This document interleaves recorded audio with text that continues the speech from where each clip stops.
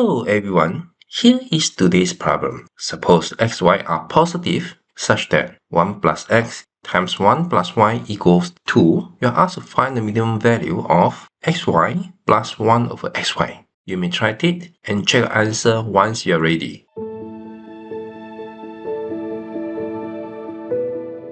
You may use the Cauchy inequality to get the minimum value. So 1 plus x times 1 plus y will be greater than equals to 1 plus square root of xy, the whole thing square.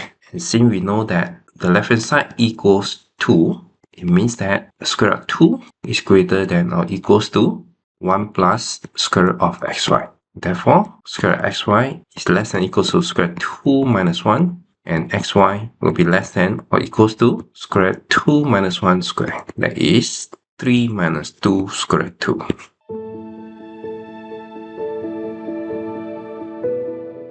Now let t to be xy and consider the function ft equals t plus 1 over t. And we know that the graph of y equals to ft will be as such. Minimum is 2 and occurs when t equals 1. So that using 2 square root 2 is in between 0 and 1. That means that ft greater than equals to f of 3 minus 2 square root 2 for all t in between 0 and 3 minus 2 square root 2. And for f of 3 minus 2 square root 2 is 3 minus 2 square root 2 plus 1 over 3 minus 2 square root 2. And for the second term, we multiply with the conjugate, that is 3 plus 2 square root 2, 3 plus 2 square root 2. Then we have 3 minus 2 square root 2.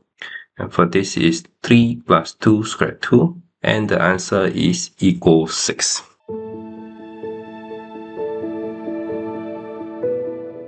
Therefore, xy plus 1 over xy greater than equals to 6, and equality holds if and only if x equals to y equals square root 2 minus 1. Therefore, the minimum of xy plus 1 over xy is indeed equals 6.